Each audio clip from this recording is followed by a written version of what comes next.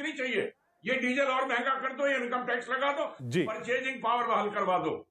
चलिए, बजट भाषण बस शुरू ही हो रहा है, देखते हैं किस किस की उम्मीद पूरी होती है। माननीय मंत्री जी द्वारा बजट प्रस्तुत किए जाने के पश्चात इसकी प्रतियां आपको मेंबर पोर्टल के माध्यम से उपलब्ध करा दी जाएगी।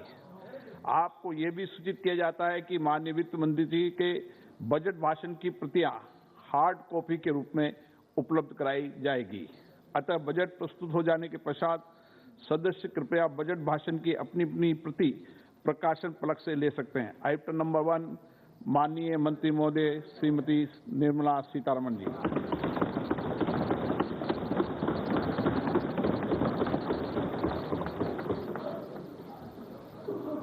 मंत्री जी आज डिजिटल बजट पढ़ रही हैं।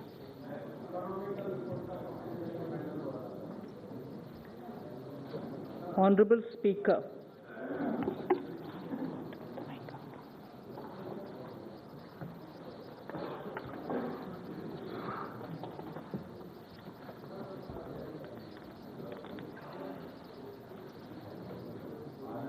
Honorable Speaker, sir, I present the budget for the year 2022-23. At the outset,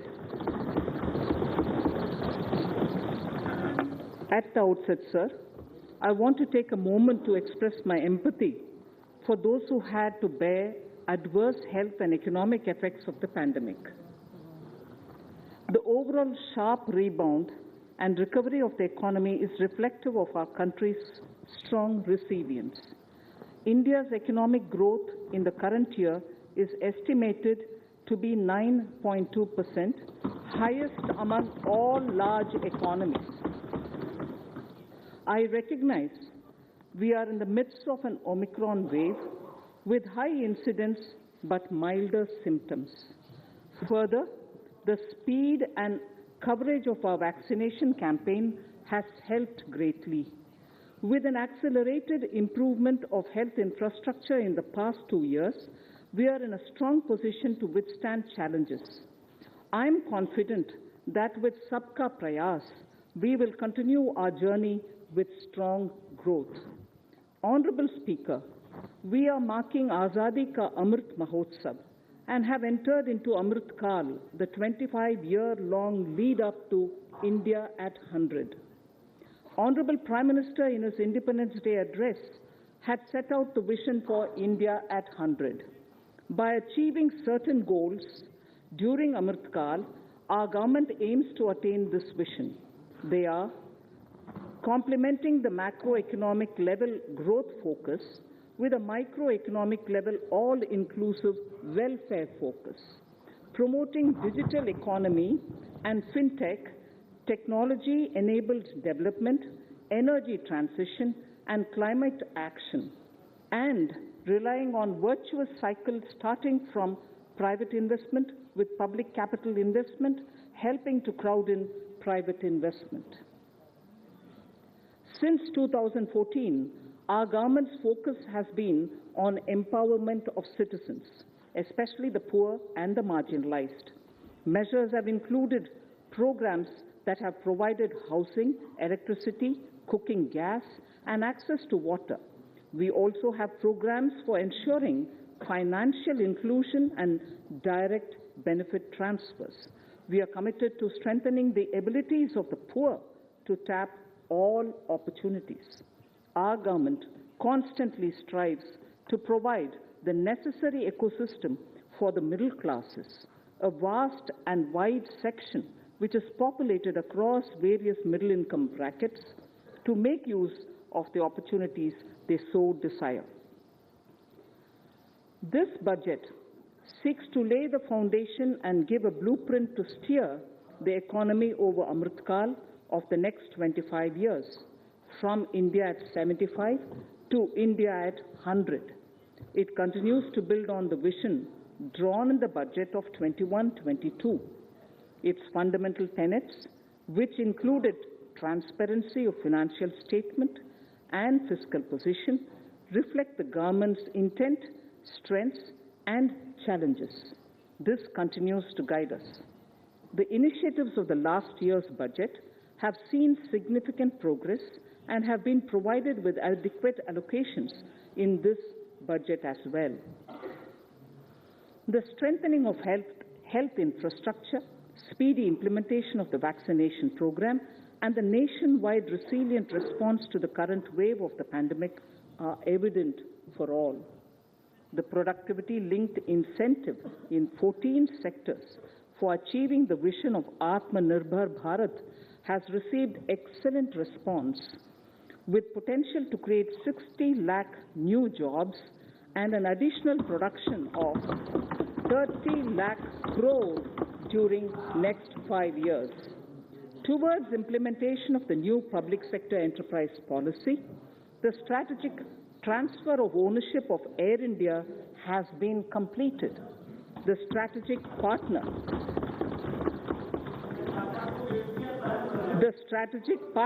for Neelachal Ispat Nigam Limited has been selected. The public issue of the LIC is expected shortly. Others too are in the process for 2022-23. Please The no, National Bank आपको for पर्याप्त मौका, पर्याप्त अवसर मिलेगा। बेटे बेटे टिप्पणी मत कीजिए। the National Bank for Infrastructure Development and National Asset Reconstruction Company have commenced their activities. Honorable Speaker, sir, Budget 2021-22 had provided a sharp increase in provision for public investment or capital expenditure. Throughout the year, with the Honorable Prime Minister guiding the implementation, our economic recovery is continuing to benefit from the multiplier effect.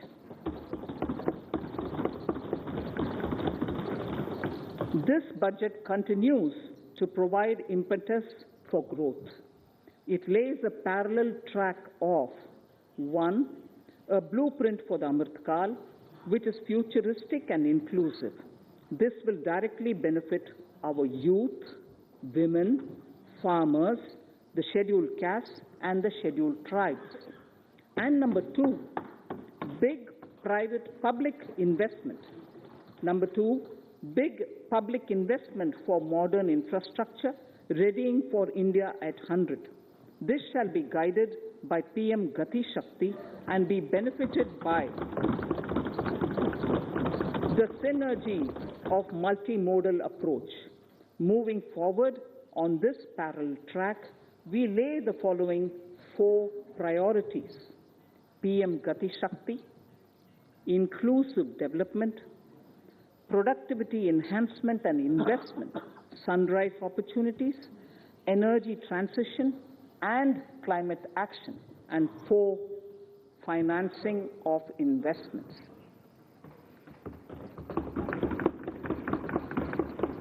PM Gati Shakti. PM Gati Shakti is a transformative approach for economic growth and sustainable development. The approach is driven by 7 engines, namely roads, railways, airports, ports, mass transport, waterways, and logistics infrastructure. All 7 engines will pull forward the economy in unison. These engines are supported by the complementary roles of energy transmission, IT communication, bulk water and sewerage, and social infrastructure. Finally, the approach is powered by clean energy and Sabka Prayas. The efforts of the central government, the state governments, and the private sector together, leading to a huge job and entrepreneurial opportunities for all, especially the youth.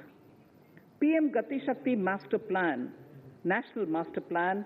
The scope of PM Gati Shakti National Master Plan will encompass the 7 engines for economic transformation, seamless multimodal connectivity, and logistics efficiency. It will also include the infrastructure development by the state governments as per Gati Shakti Master Plan. The focus will be on planning, financing, including through innovative ways, use of technology, and speedier implementation. The projects pertaining to these 7 engines in the national infrastructure pipeline will be aligned with PM Gati Shakti framework. The touchstone of the master plan will be world-class modern infrastructure and logistic synergy among different modes of movement, both of people and goods, and location of projects. This will help raise the productivity and accelerate economic growth and development. Road transport. PM Gati Shakti Master Plan for expressways will be formulated in 22-23 to facilitate faster movement of people and goods. The National Highways network will be expanded by 25,000 kilometers in 2022-23. 20,000 crores of rupees will be mobilized through innovative ways of financing to complement the public resources. The data exchange among all mode operators will be brought on unified logistics interface platform, designed for application programming interface. This will provide for efficient movement of goods through different modes, reducing logistics cost and time, assisting just-in-time inventory management, and in eliminating tedious documentation. Most importantly, this will provide real-time information to all stakeholders and improve international competitiveness. Open source mobility stack for organizing seamless travel of passengers will also be facilitated. Contracts for implementation of multimodal logistic parks at 4 locations through PPP mode will be awarded in 22-23.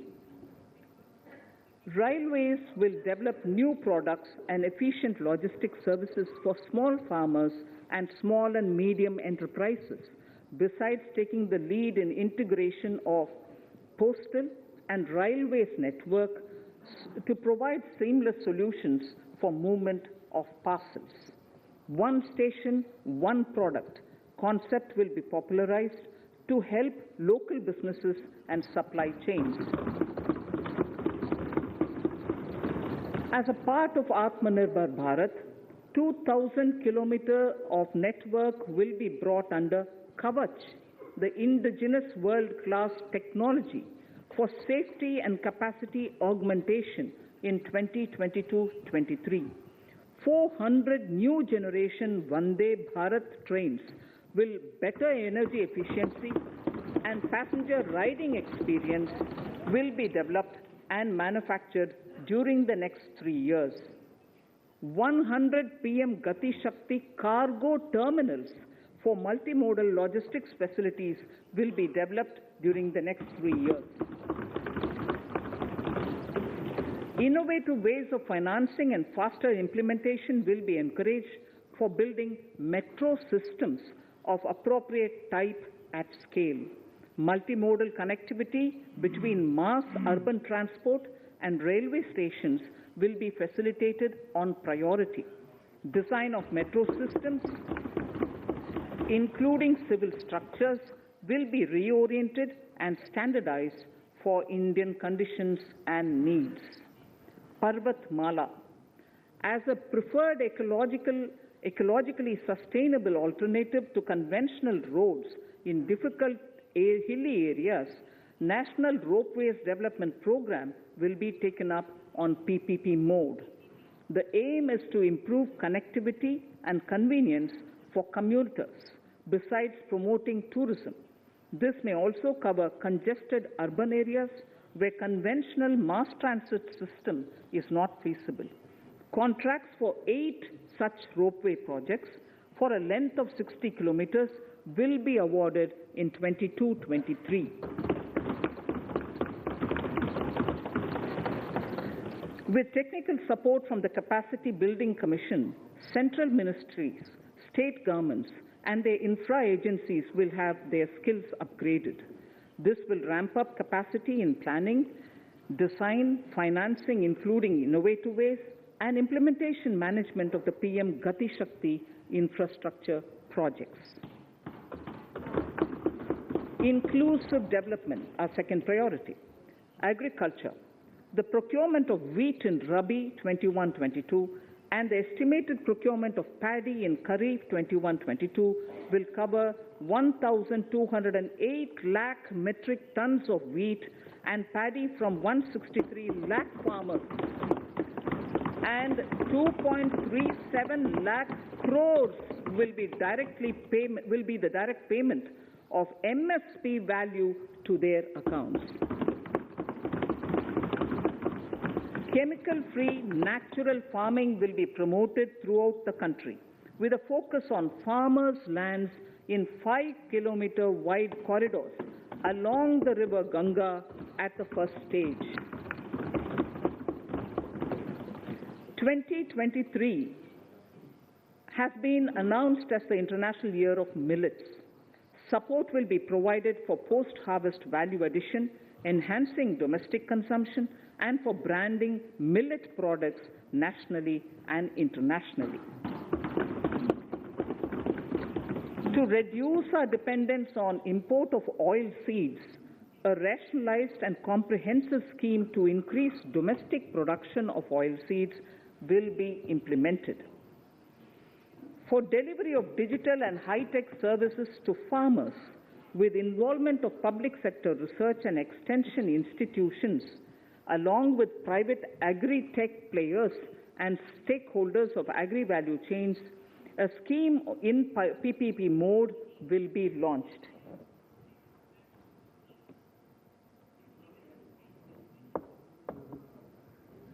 Use of Kisan drones will be promoted for crop assessment, digitization of land records, spraying of insecticides and nutrients.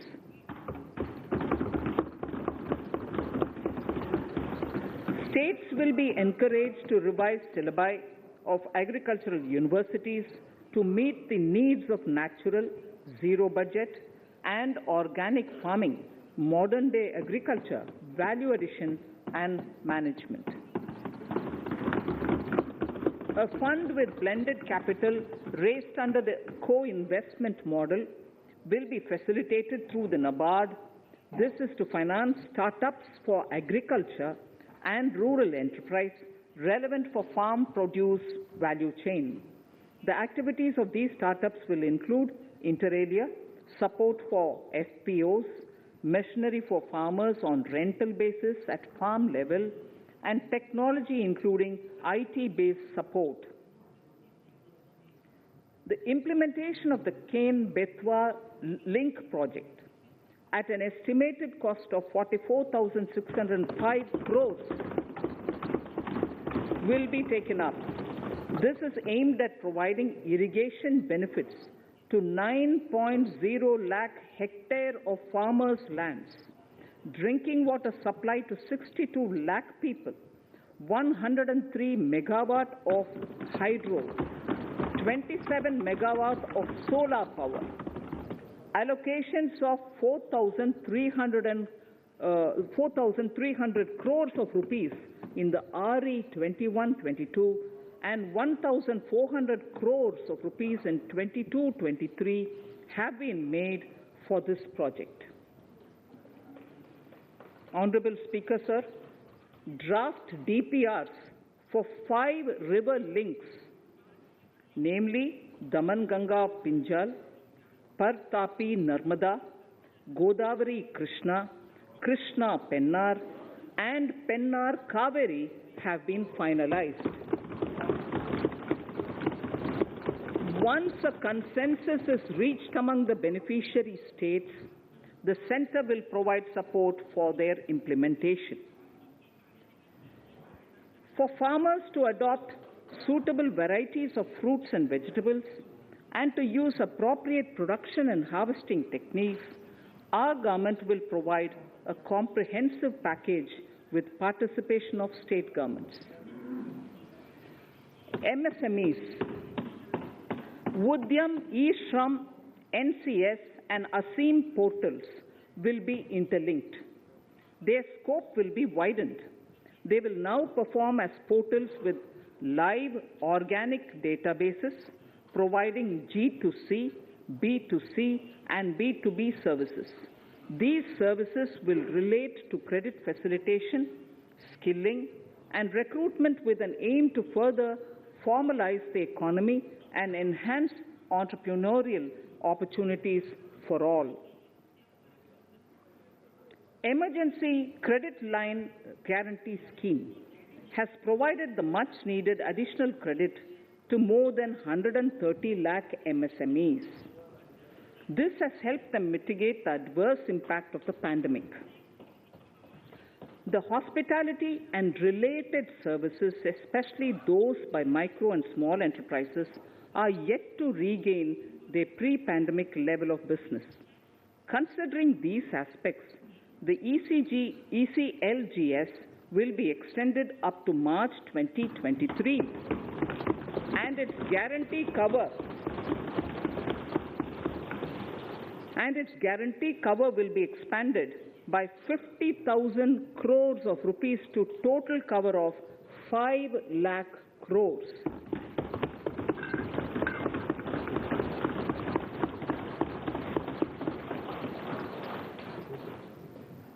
With the additional amount being earmarked exclusively for the hospitality and related sectors. Credit Guarantee Trust for Micro and Small Enterprises, CGTMSE, scheme will be revamped with required infusion of funds.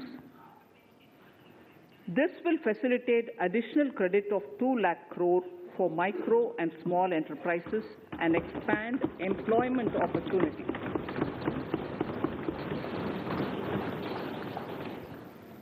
Raising and accelerating MSME performance, RAMP, program will outlay of 6,000 crore over 5 years will be rolled out. This will help MSME sector become more resilient, competitive and efficient.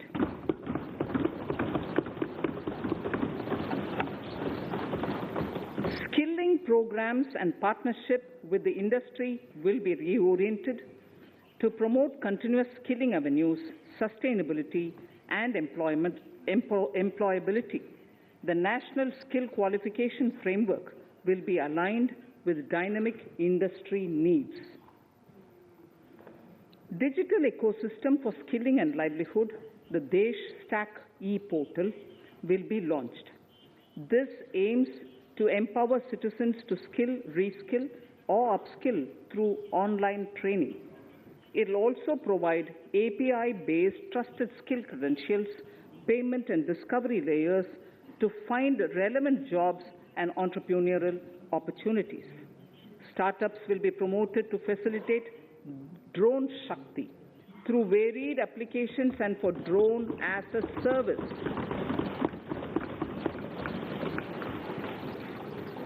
In select ITIs in all states, the required courses for skilling will be started.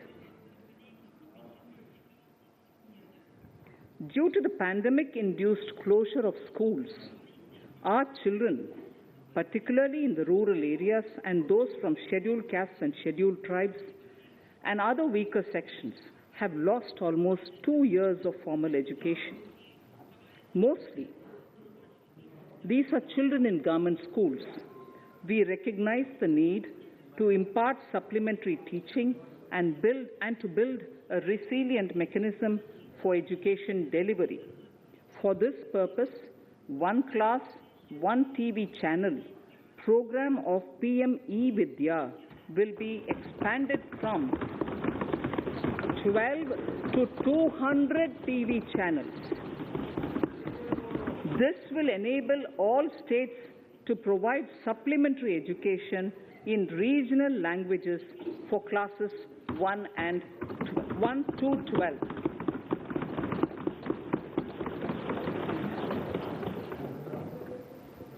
High-quality e-content in all spoken languages will be developed for delivery via internet, mobile phones, TV, and through radio and through digital teachers. A competitive mechanism for development of quality e-content by the teachers will be set up to empower and equip them with digital tools of teaching and facilitate better learning outcomes. A digital university will be established to provide access to students across the country for world-class quality universal education with personalized learning experience at their doorsteps. This will be made available in different Indian languages and ICT formats. The university will be built on a networked hub and spoke model, with the hub building cutting-edge ICT expertise. The best public universities and institutions in the country will collaborate as a network of hub and spoke. An open platform for the national digital health ecosystem will be rolled out. It will consist of digital registries of health providers and health facilities, unique health identity, consent framework, and universal access to health facilities. The pandemic has accentuated mental health problems in people of all ages.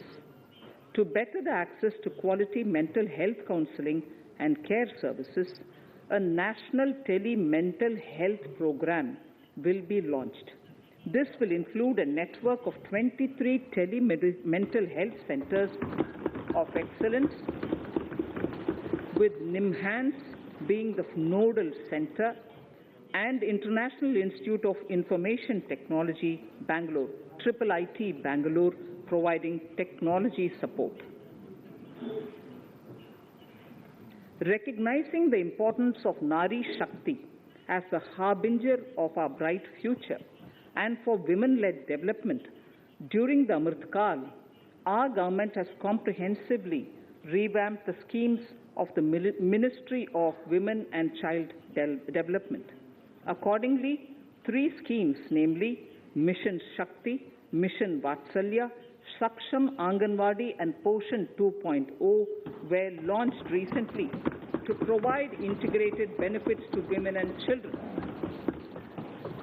Saksham Anganwadis are a new generation Anganwadis that have better infrastructure and audio-visual aids, powered by clean energy and providing improved environment for early childhood development. 2 lakh Anganwadis will be upgraded under this scheme. Current coverage of Har Ghar Nal Se Jal is 8.7 crores. Of this, 5.5 crore households were provided tap water in last 2 years itself. Allocation of 60,000 crores of rupees has been made with an aim to cover 3.8 crore households in 2022 and 23. In 22-23, 80 lakh houses will be completed for the identified eligible beneficiaries of the PM Awas Yojana, both rural and urban. 48,000 crores is allotted for this purpose. The central government will work with the state governments for reduction of time required for all land and construction-related approvals, for promoting affordable housing for middle class and for the economically weaker sections in urban areas. We shall also work with the financial sector, regulators, to expand access to capital along with reduction in cost of intermediaries. A new scheme, Prime Minister's Development Initiative for the Northeast, will be implemented through the Northeastern Council. It will fund infrastructure in the spirit of PM Gati Shakti and social development projects based on felt needs of the Northeast. This will enable livelihood activities for youth and women, filling the gaps in various sectors. It will not be a substitute for existing central or state schemes. While the central ministries may also post their candidate projects, priority will be given to those posted by the states. An initial allocation of 1,500 crores of rupees will be made, and the initial list of projects is given in Annexure 1 of my speech. Our vision to improve the quality of life of citizens in the most backward districts of the country through Aspirational Districts program has been translated into reality in a very short span of time. 95% of those 112 districts have made significant progress in key sectors such as health, nutrition, financial inclusion, and basic infrastructure. They have surpassed even some of the state average values.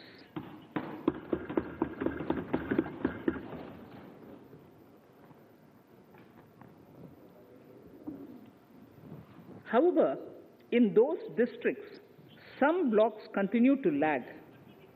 In 22-23, the program will focus on such blocks in those districts.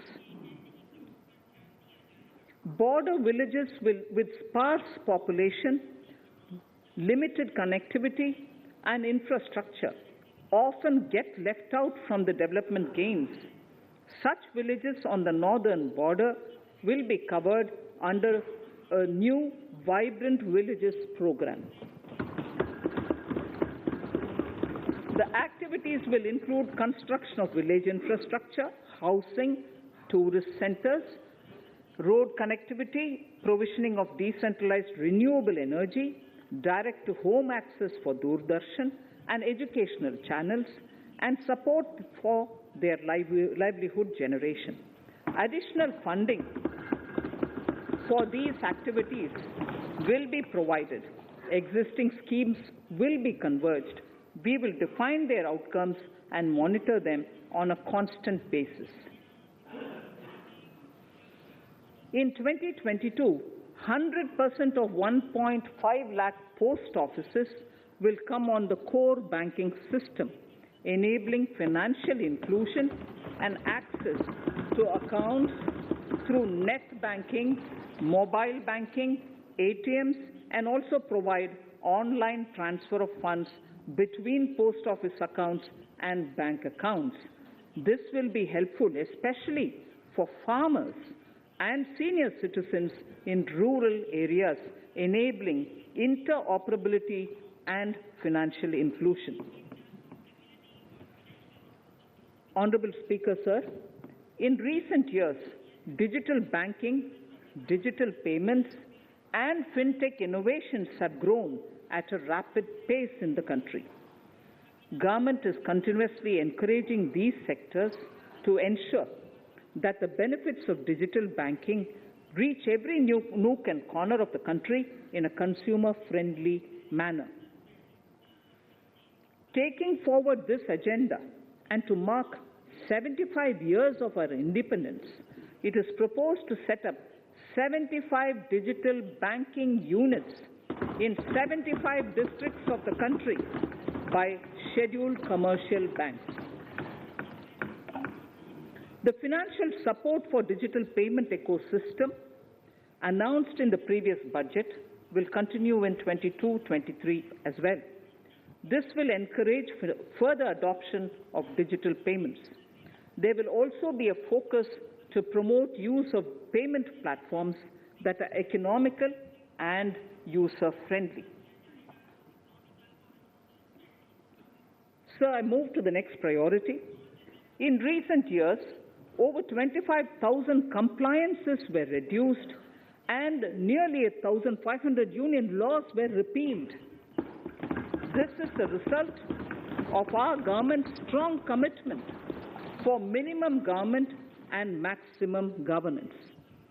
1,486 union laws were repealed. Our trust in the public and ease of doing business is what is highlighted here, sir.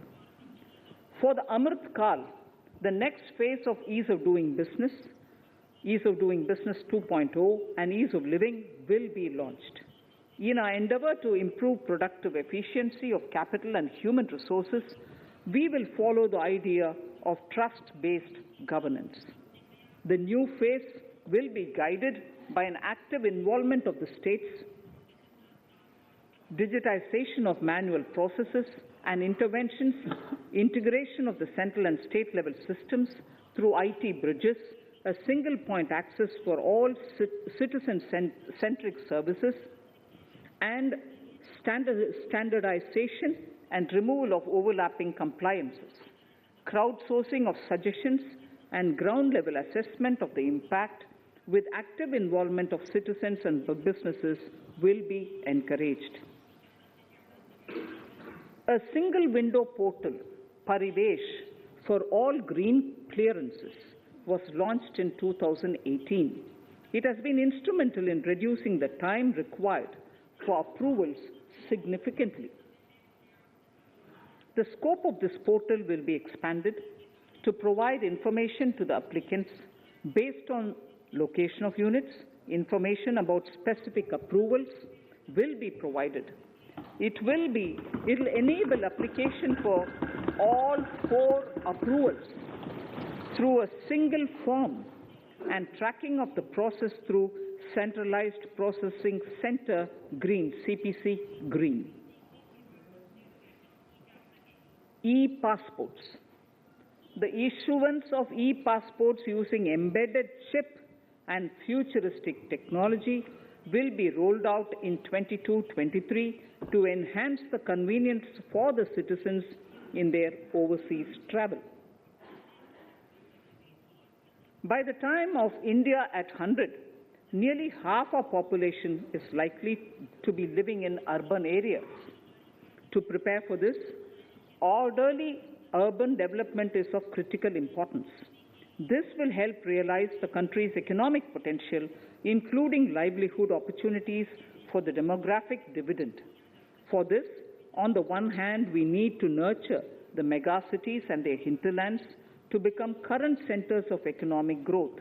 On the other, we need to facilitate Tier 2 and Tier 3 cities to take on the mantle in the future. This would require us to reimagine our cities into centers of sustainable living with opportunities for all, including women and our youth. For this to happen, urban planning cannot continue with a business-as-usual approach.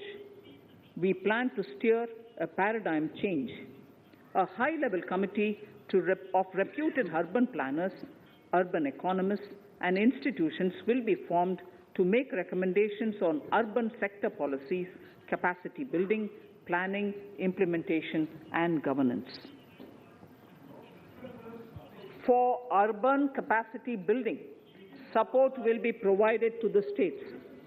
Modernization of building bylaws, town planning schemes, transit-oriented development will be implemented. This will facilitate reforms for people to live and work closer to the mass transit systems. The central government's financial support for mass transit projects and Amrit scheme will be leveraged for formulation of action plans and their implementation for facilitating the TOD and TPS by the states.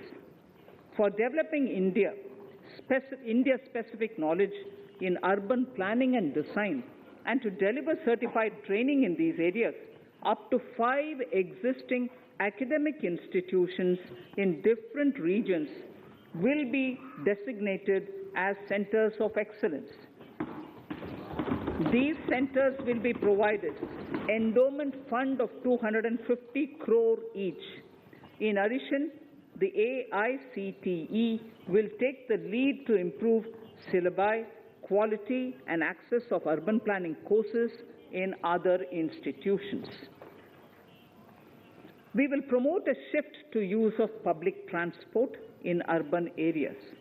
This will be complemented by clean tech and governance solutions, special mobility zones with zero fossil fuel policy and EV vehicles. Battery swapping policy.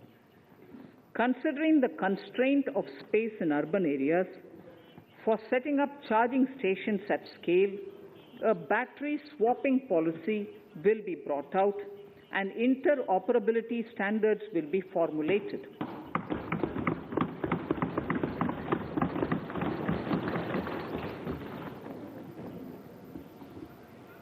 The private sector will be encouraged to develop sustainable and innovative business models for battery or energy as a service.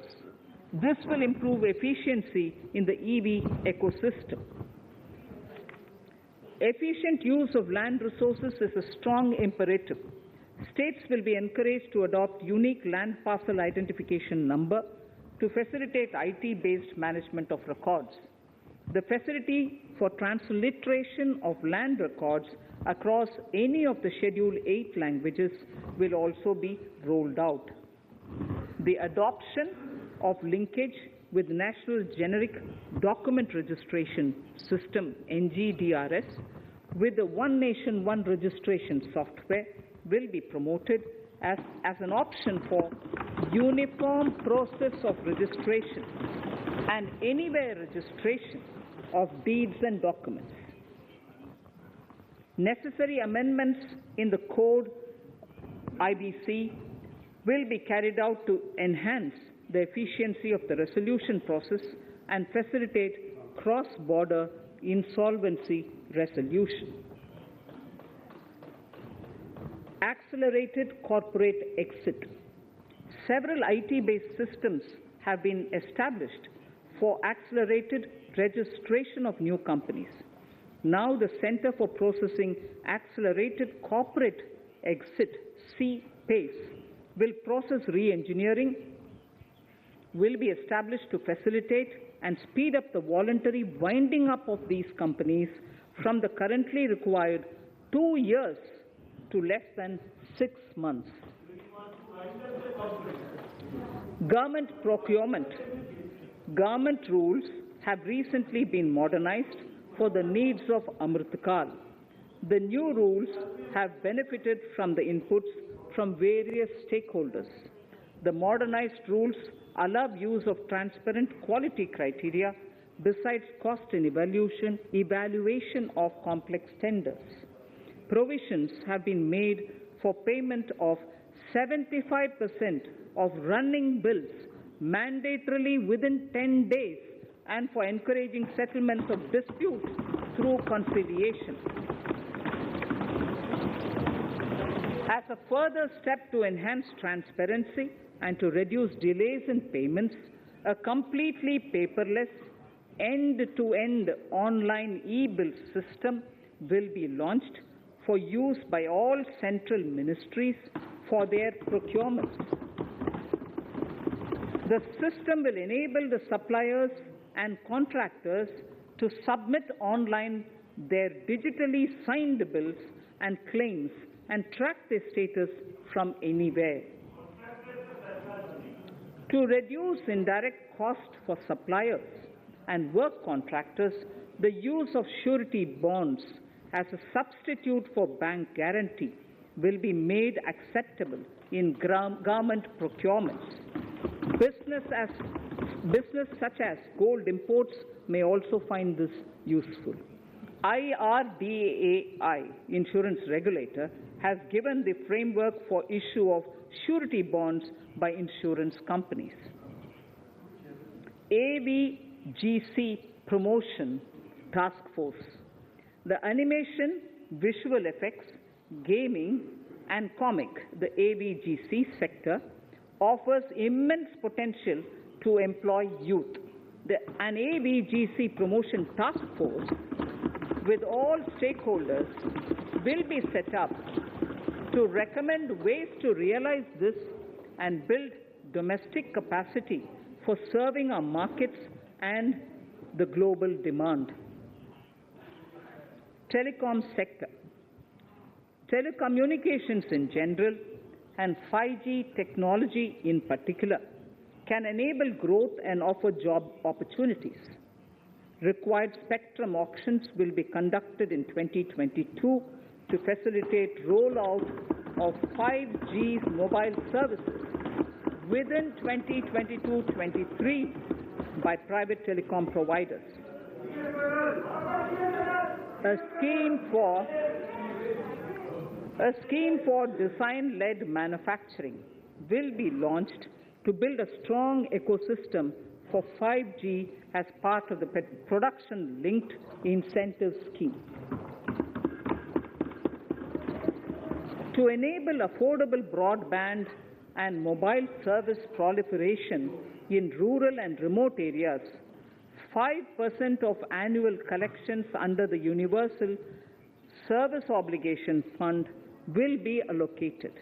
This will provide and this will promote R&D and commercialization of technologies and solutions. Our vision is that all villages and their residents should have the same access to e-services, communication facilities, and digital resources as urban areas and their residents.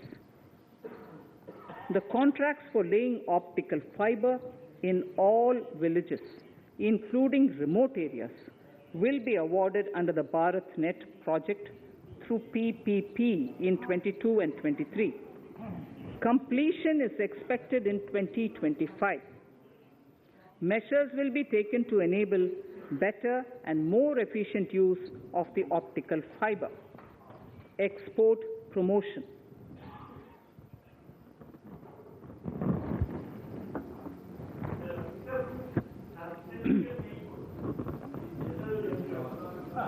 The Special Economic Zones Act will be replaced with a new legislation that will enable the states to become partners in development of enterprise and service hubs. This will cover all large existing and new industrial enclaves to optimally utilize available infrastructure and enhance competitiveness of exports. Atmanirbharta in defense. Our government is committed to reducing imports and promoting Atmanirbharta in equipment for the armed forces. 68% of the capital procurement budget will be earmarked for domestic industry in 22-23, up from 58% in 21-22. Defense R&D will be opened up for industry, startups, and academia, with 25% of defense R&D budget earmarked.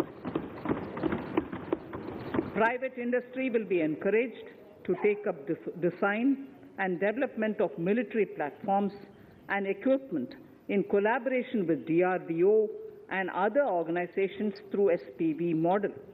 An independent nodal umbrella body will be set up for meeting wide-ranging testing and certification requirements. Artificial intelligence, geospatial systems and drones, semiconductor and its ecosystem, space economy, genomics and pharmaceuticals, green energy and clean mobility systems have immense potential to assist sustainable development at scale and modernize the country. They provide employment opportunities for our youth and make Indian industry more efficient and competitive. Supportive policies, light touch regulations, facilitative actions to build domestic capacities and promotion of research and development will guide the government's approach. For R&D in the sunrise opportunities, in addition to efforts of collaboration among academia, industry and public institutions, government contribution will be provided. Energy transition and climate change. The risks of climate change are the strongest negative externalities that affect India and other countries. As Honorable Prime Minister said at the COP26 summit in Glasgow last November, and I quote, "What is needed today is mindful and deliberate utilization instead of mindless, destructive consumption," unquote. The low-carbon development strategy, as enunciated in the Panchamrit that he announced is an important reflection of our government's strong commitment towards sustainable development.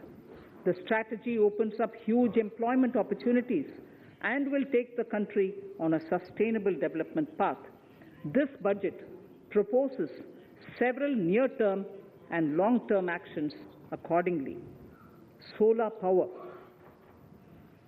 To facilitate domestic manufacturing for the ambitious goal of 280 gigawatts of installed solar capacity by 2030, an additional allocation of 19,500 crores for PLI, production-linked incentives, for manufacturing of high-efficiency modules with priority to fully integrate manufacturing units from polysilicon to solar PV modules will be made. Honorable Speaker, sir, the circular economy transition is expected to help in productivity enhancement as well as creating large opportunities for new businesses and jobs. The action plans for 10 sectors such as electronic waste, end-of-life vehicles, used oil waste, toxic and hazardous industrial waste are already ready. The focus will now be on addressing important cross-cutting issues of infrastructure, reverse logistics, technology upgradation, and integration with informal sector. This will be supported by active public policies covering regulations, extended producers' responsibilities, framework, and innovation facilities. 5 to 7% biomass pellets will be co-fired in thermal power plants, resulting in carbon dioxide savings of 38 MMT annually. This will also provide extra income to farmers and job opportunities to locals and help avoid stubble burning in agricultural fields. Saving energy is an important aspect of the energy management. Hence, energy efficiency and savings measures will be promoted. This will be done in large commercial buildings through the energy service company business model. It will facilitate capacity building and awareness for energy audits, performance contracts, and common measurement of and verification protocol. 4 pilot projects for coal gasification and conversion of coal into chemicals required for the industry will be set up to evolve technical and financial viability. The policies and required legislative changes to promote agroforestry and private forestry will be brought in. In addition, financial support will be provided to farmers belonging to scheduled castes and scheduled tribes who want to take up agroforestry. Honorable Speaker, I now move to the 4th priority, financing of investments. Capital investment holds the key to speedy and sustainable economic revival and consolidation through its multiplier effect. Capital investment also helps in creating employment opportunities, induced enhanced demand for manufactured input from large industries and MSMEs, services from professionals, and help farmers through better agri-infrastructure. The economy has shown strong resilience to come out of the effects of the pandemic with high growth. However, we need to sustain that level to make up for the setback of 2020-2021. As outlined in para 5 earlier, the virtuous cycle of investment requires public investment to crowd in private investment. At this stage, private investments seem to require that support to rise to their potential and to the needs of the economy. Public investment must continue to take the lead and prime the private investment and demand in 2022-23.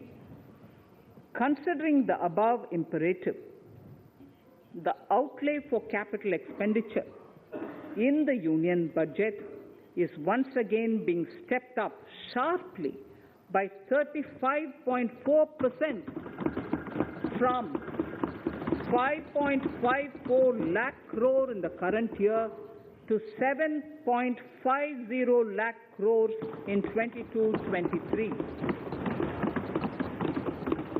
This has increased to more than 2.2 times the expenditure of 2019-20. This outlay in 22-23 will be 2.9% of the GDP. Effective capital expenditure. With this investment taken together with the provision made for creation of capital assets through grants and aid to states, the effective capital expenditure of the central government is estimated at 10.68 lakh crores in 22-23, which will be about 4.1% of the GDP. Green bonds. As a part of the government's overall market borrowings in 22-23, sovereign green bonds will be issued for mobilizing resources for green infrastructure. The proceeds will be deployed in public sector projects which help in reducing the carbon intensity of the economy. GIFT IFSC. World-class foreign universities and institutions will be allowed in the GIFT City to offer courses in the financial management, fintech, science, technology, engineering, and mathematics free from domestic regulations, except those by the IFSCA to facilitate availability of high-end human resources for financial services and technology. An international arbitration center will be set up in the GIFT City for timely settlement of disputes under international jurisprudence.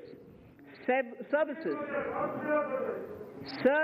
for global capital for sustainable and climate finance in the country will be facilitated in the GIFT City.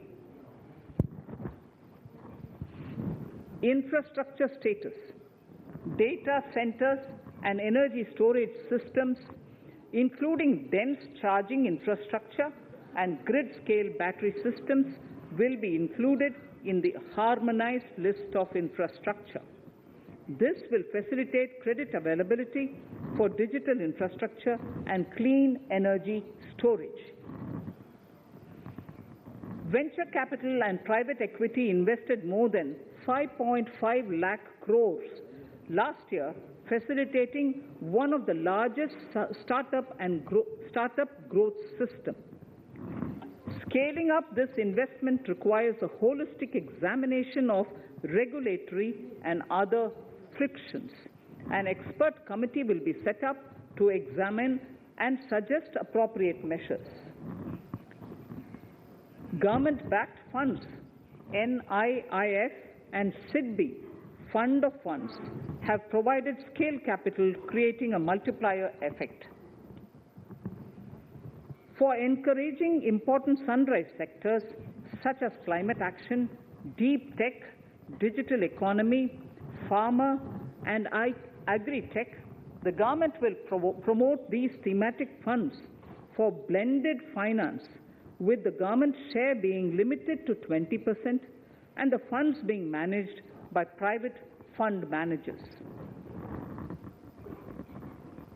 For financing the infrastructure needs, the stepping up of public investment will need to be complemented by private capital at a significant scale.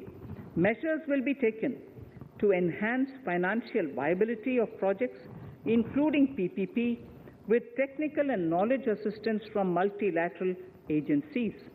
Enhancing financial viability shall also be obtained by adopting global best practices, innovative ways of financing, and balanced risk allocation. Digital rupee.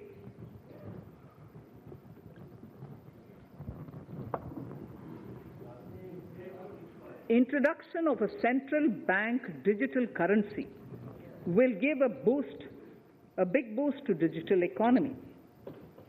Digital currency will also lead to a more efficient and cheaper currency management system.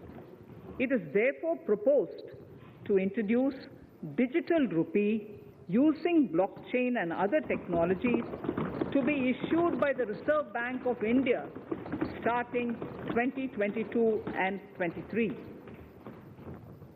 Financial assistance to states for capital investment. Reflecting the true spirit of cooperative federalism, the central government is committed to bolstering the hands of the states in enhancing their capital investment towards creating productive assets and generating remunerative employment. The scheme for financial assistance to states for capital investment has been extremely well received by the states. In deference to the requests received during my meeting with the chief ministers and state finance ministers, the outlay for this scheme is being enhanced from 10,000 crores in the budget estimates to 15,000 crores in the revised estimates for the current year.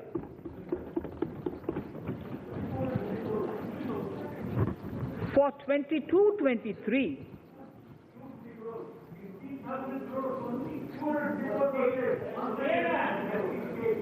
I'll repeat that sentence for the benefit of many of our honorable members. In deference to the requests received during my meeting with chief ministers and state finance ministers, the outlay for this scheme is being enhanced from 10,000 crores in the BE to 15,000 crores, 15,000 crores in the RE of the current year. For 22-23, the allocation is 1 lakh crores to assist the states in catalyzing the overall investments in the economy. These 50-year interest-free loans are over and above the normal borrowings allowed to the states, are over and above the normal borrowings to the states. This allocation will be used for PM Gati Shakti related and other productive capital investments of the states. It will also include components for supplemental funding for priority segments of PM Gram Sadak Yojana, including support for the state's share, digitization of the economy, including digital payments and completion of OFC network, and reforms related to building bylaws, town planning schemes, transit-oriented development, and transferable development rights.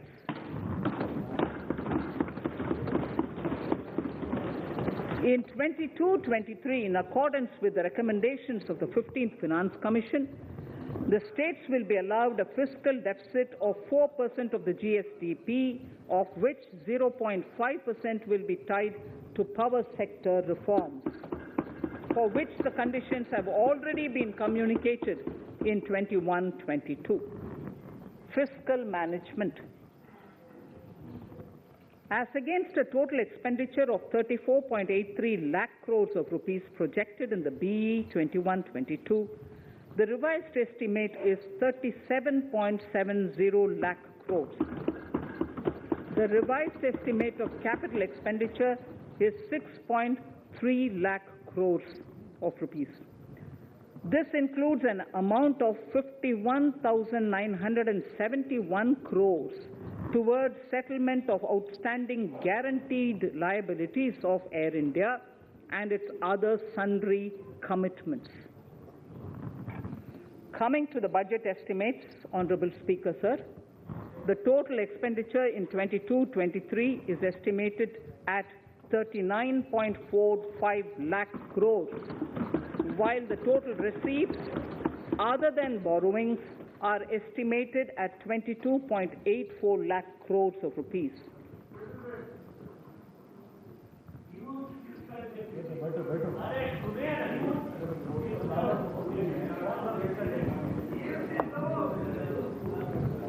The revised fiscal deficit, Honorable Speaker, in the current year is estimated at 6.9% of the GDP, as against 6.8% projected in the budget estimates. The fiscal deficit is in 22-23 is estimated at 6.4% of the GDP, which is consistent with the broad path of the fiscal consolidation announced by me last year to reach a fiscal deficit level below 4.5% by 25-26. While setting the fiscal deficit level in 22-23, I am conscious of the need to nurture growth through public investment to become stronger and sustainable. I will now move to Part B of my speech.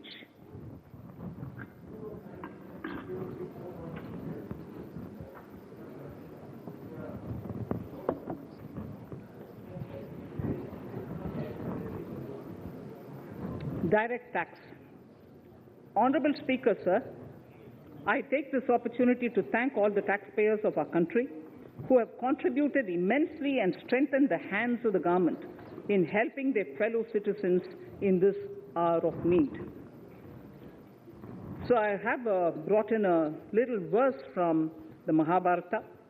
I won't spend more time reading because I would like the speech to get enough time. However, the substance of it is the king must make arrangements for yoga kshema, which is the welfare of the populace, by way of abandoning any laxity and by governing the state in line with dharma, along with collecting taxes which are in consonance with dharma. This is Mahabharata Shanti Parva Adhyaya, Shloka 11 from 72. Drawing wisdom from our ancient texts, we continue on the path to progress. The proposals in this budget, while continuing with our declared policy of stable and predictable tax regime, intend to bring more reforms that will take ahead our vision to establish a trustworthy tax regime. This will further simplify the tax system, promote voluntary compliance by taxpayers, and reduce litigation. Introducing new updated return. India is growing at an accelerated pace and people are undertaking multiple financial transactions. The Income Tax Department has established a robust framework of reporting of taxpayers' transactions. In this context, some taxpayers may realize that they have committed omissions or mistakes in correctly estimating their income for tax payment. To provide an opportunity to correct such errors, I am proposing a new provision permitting taxpayers to file an updated return on payment of additional tax. This updated return can be filed within 2 years from the end of the relevant assessment year.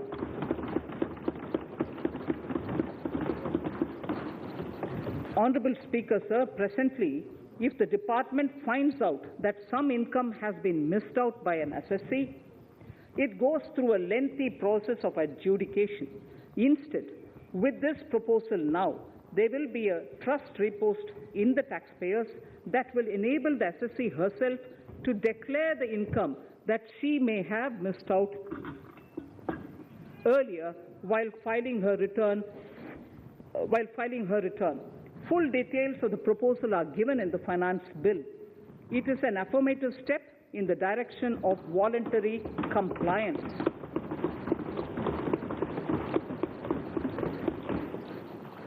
Reduced alternative minimum tax rate and surcharge for cooperatives. Currently, cooperative societies are required to pay alternate minimum tax at the rate of 18 and 1.5%. However, companies pay the same rate, the same, which is the alternate minimum tax, at the rate of 15%. To provide a level playing field between cooperative societies and companies, I propose to reduce this rate for the cooperative societies also to 15%. Honorable Speaker, sir, I also propose to reduce the surcharge on cooperative societies from the present 12% to 7% for those having total income of more than 1 crore and up to 10 crores. This would help in enhancing income of cooperative societies and its members who are mostly from the rural and from farming communities. Tax relief to persons with disability. The parent or guardian of a differently abled person can take an insurance scheme for such person. The present law provides for deduction to the parent or guardian only if the lump sum payment or annuity is available to the differently abled person on the death of the subscriber, that is the parent or the guardian. There could be situations where the differently abled dependent may need payment of annuity or lump sum amount even during the lifetime of their parent or guardian. I propose thus to allow the payment of annuity and lump sum amount to the differently abled dependent during the lifetime of the parent and guardians, that is parent or guardians, attaining the age of 60 years. Parity between employees of the state and central governments. At present, the central government contributes 14% of the salary of its employee to the National Pension System, NPS, Tier 1. This is allowed as a deduction in computing the income of the employee. However, such deduction is allowed only to the extent of 10% of the salary in case of employees of the state governments. To provide equal treatment to both central and state government employees, I propose to increase the tax deduction limit from 10% to 14% on employers' contribution to the MPS account of state government employees as well. This would help in enhancing the social security benefits of the state government employees and bring them at par with central government employees. Incentives for startups. Startups have emerged as drivers of growth for our economy. Over the past few years, the country has seen a manifold increase in successful startups. Eligible startups established before 31/3/2022 had been provided a tax incentive for 3 consecutive years out of the 10 years from incorporation. In view of the COVID pandemic, I propose to extend the period of incorporation of the eligible startup by 1 more year, that is up to 31/3/2023, for providing such tax incentives.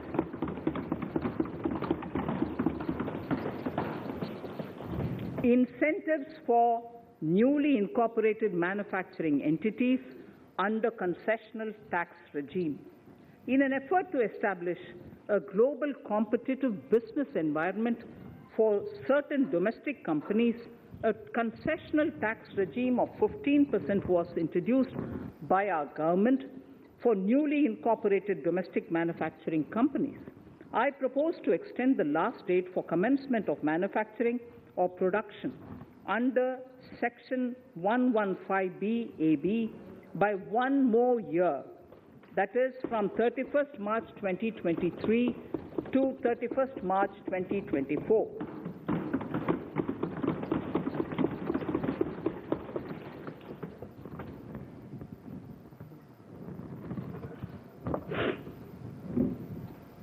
Scheme for taxation of virtual digital assets. There has been a phenomenal increase in transaction in virtual digital assets. The magnitude and frequency of these transactions have made it imperative to provide for a specific tax regime. Accordingly, for the taxation of virtual digital assets, I propose to provide that any income from transfer of any virtual digital asset shall be taxed at the rate of 30%, 30%. No deduction in respect of any expenditure or allowance shall be allowed while computing such income except cost of acquisition. Further, loss from transfer of virtual digital asset cannot be set off against any other income. Further, in order to capture the transaction details, I also propose to provide for TDS on payment made in relation to transfer of virtual digital asset at the rate of 1% of such consideration above a monetary threshold. Gift of virtual digital asset is also proposed to be taxed in the hands of the recipient.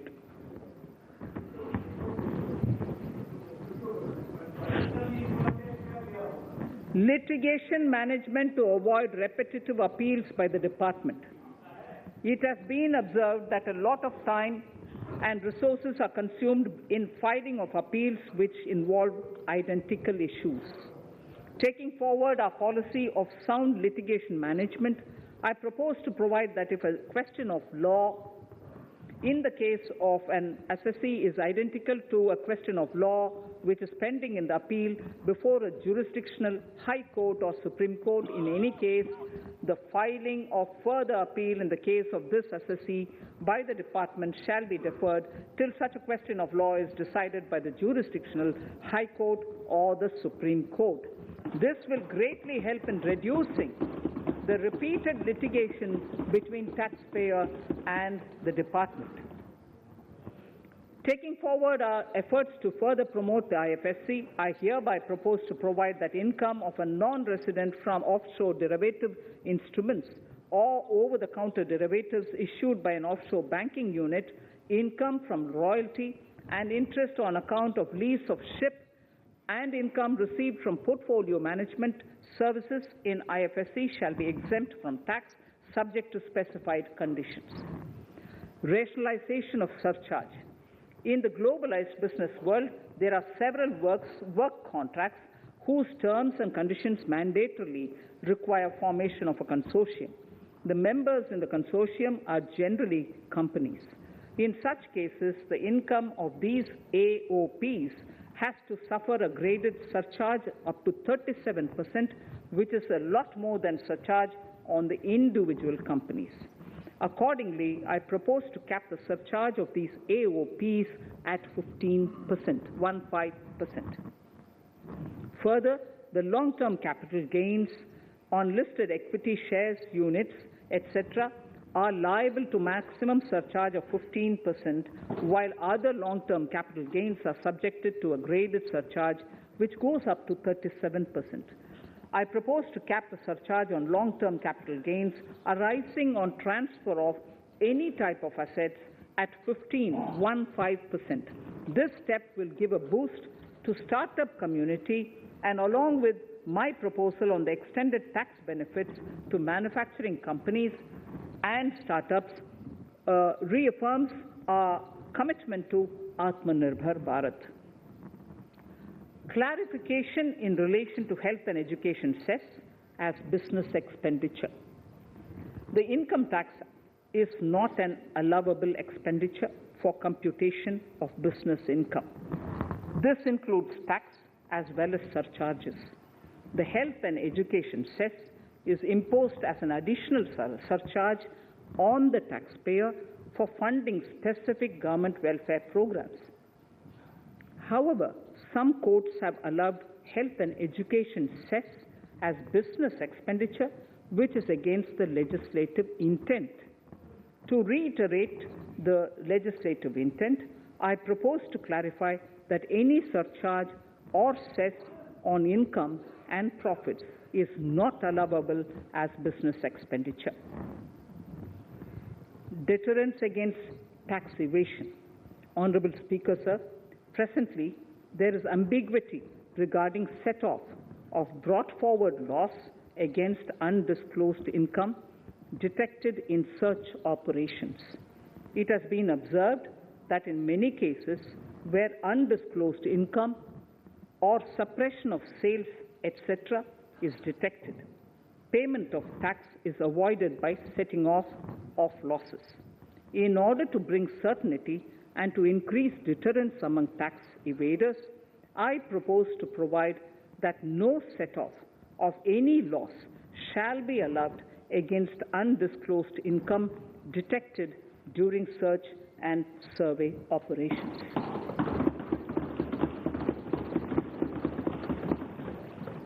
It has been noticed that as a business promotion strategy, there is a tendency on businesses to pass on benefits to their agents.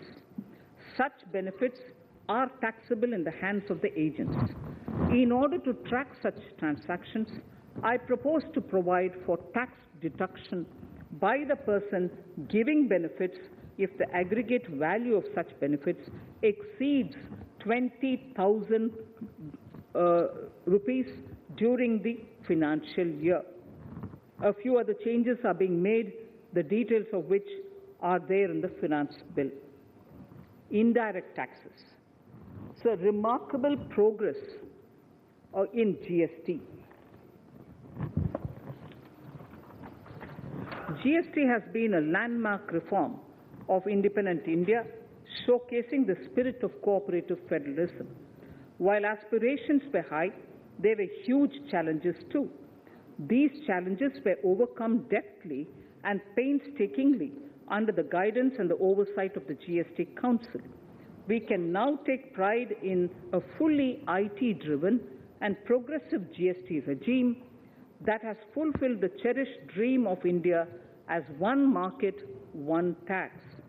There are still some challenges remaining, and we aspire to meet them in the coming year. The right balance between facilitation and enforcement has engendered significantly better compliance, and enforcement has engendered better compliance. GST revenues are buoyant despite the pandemic. I would bring in something which I've got to know this morning, not part of my speech, but worth putting in here for the knowledge of the Honorable House. I would like to bring to the notice of this House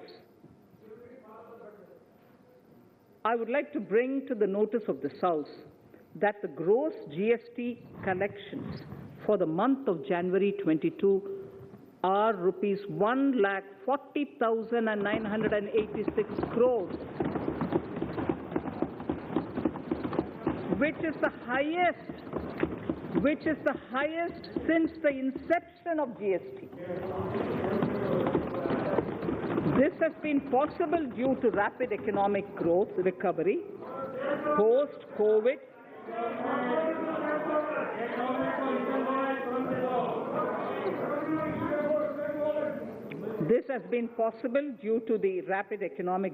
recovery post-COVID, as well as various policy and administration undertaken by central and state tax administrations. Taxpayers deserve applause for this growth. Not only did they adapt to the changes, but enthusiastically contributed to the cost of paying taxes. Special economic zones. In part A of my speech, I have referred to the proposed reforms in SEZs. Alongside, we will also undertake reforms in customs administration of SEZs, and it shall henceforth be fully IT-driven and function on the customs national portal with a focus on higher facilitation and with only risk-based checks. This will ease doing business by SEZ units considerably. This reform shall be implemented by 30th September 2022. Customs reforms and duty rate changes. Customs administration has reinvented itself over the years through liberalized procedures and infusion of technology. Faceless customs has been fully established. During COVID-19 pandemic, customs formation have done exceptional frontline work against all odds, displaying agility and purpose. Customs reforms have played a very vital role in domestic capacity creation, providing level playing field to our MSMEs, easing the raw material supply side constraints, enhancing ease of doing business, and being an enabler to other policy initiatives such as PLI and phased manufacturing plans. My proposal on customs side are aligned to these objectives. Project imports and capital goods. National Capital Goods Policy 2016 aims at doubling the production of capital goods by 2025. This would create an employment opportunities and result in increased economic activity. However, several duty exemptions, even extending to over 3 decades in some cases, have been granted to capital goods for various sectors like power, fertilizer, textiles, leather footwear, food processing, and fertilizers. These exemptions have hindered the growth of the domestic capital goods sector. Similarly, project import duty concessions have also deprived the local producers of a level playing field in areas like coal mining projects, power generation, transmission or distribution projects, railway and metro projects. Our experience suggests that reasonable tariffs are conducive to the growth of domestic industry and make in India without significantly impacting the cost of essential imports. Accordingly, Honourable Speaker, Sir, it is proposed to phase out the concessional rates in capital goods and project imports gradually and apply a moderate tariff of 7.5%. Certain exemptions for advanced machineries that are not manufactured within the country shall continue. A few exemptions are being introduced on inputs like specialized castings, ball screw, and linear motion guide to encourage domestic manufacturing of capital goods. In the last 2 budgets, we have rationalized several customs exemptions. We have once again carried out an extensive consultation, including by crowdsourcing. As a result of these consultations, more than 350 exemption entries are proposed to be gradually phased out. These include exemptions on certain agricultural produce,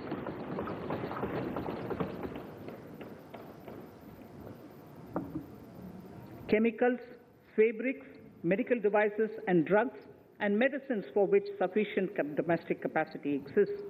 Further, as a simplification measure, several concessional rates are being incorporated in the customs tariff schedule itself instead of prescribing them through various notifications. This comprehensive review will simplify the customs rate and tariff structure, particularly for sectors like chemicals, textiles, and metals, and minimize disputes. Removal of exemption on items which are or can be manufactured in India and providing concessional duties on raw material that go into manufacturing of intermediate products will go many a step forward in achieving our objective of Make in India and Atmanirbhar Bharat. I shall now take up specific sector-specific proposals. Electronics.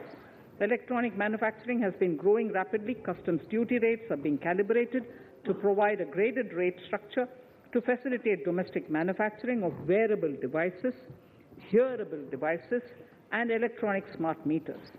Duty concessions are being given to parts of transformer of mobile phone chargers and camera lens of mobile camera module and certain other such items.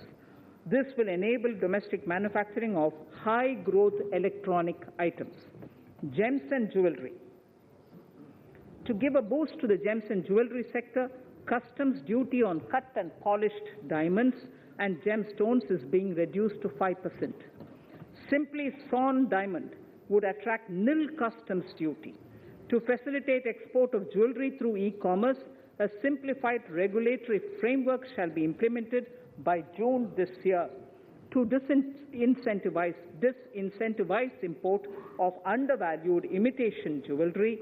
The customs duty on imitation jewelry is being prescribed in a manner that a duty of at least 400 rupees per kg is paid on its import. Chemicals. Customs duty on certain critical chemicals, namely methanol, acetic acid, and heavy feedstocks for petroleum refining are being reduced, while duty is being raised on sodium cyanide, for which adequate capacity in the domestic arena exists. These changes will help in enhancing domestic value addition. MSMEs. Duty on umbrellas is being raised to 20%. Exemption to parts of umbrellas is being withdrawn.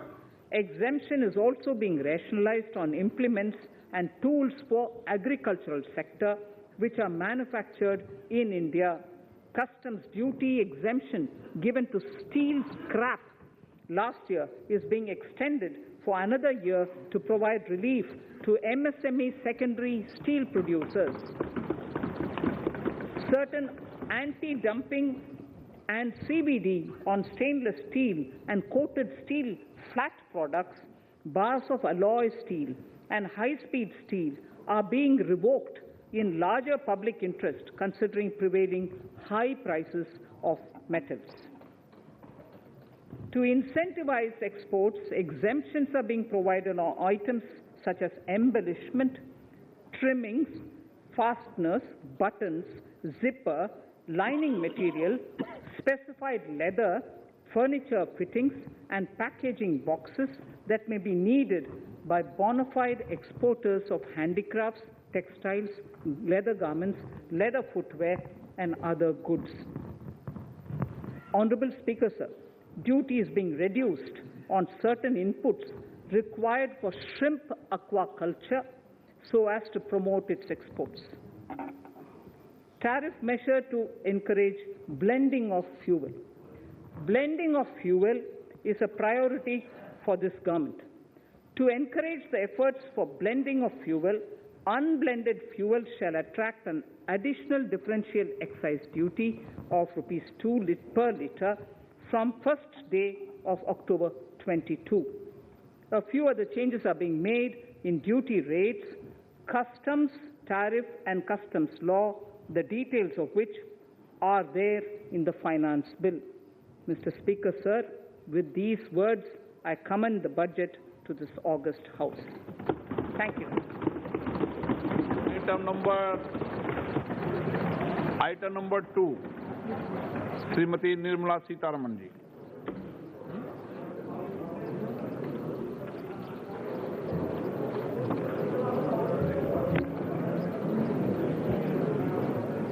Sir, with your permission, I rise to lay on the table the following statements under Section 3(1) of the Fiscal Responsibility and Budget Management FRBM Act 2003, Medium-Term Fiscal Policy cum Fiscal Policy Strategy Statement and Macroeconomic Framework Statement. Item number 3, Vitt Videk 2020, Nirmala Sitharaman ji. Sir, item number 3, Finance Bill. Sir, with your permission, I rise to move for leave to introduce the Finance Bill 2022.